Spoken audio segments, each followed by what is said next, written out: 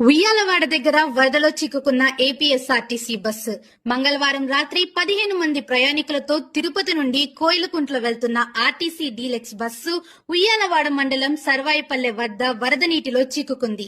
నీటి ఒత్తిడితో బస్సు కాల్వ వైపు ఒరిగింది.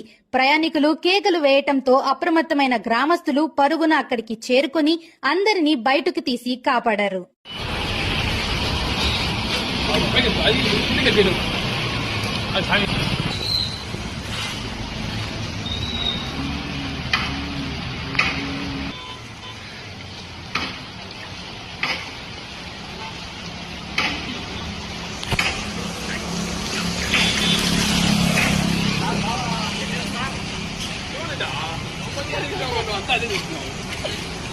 మేము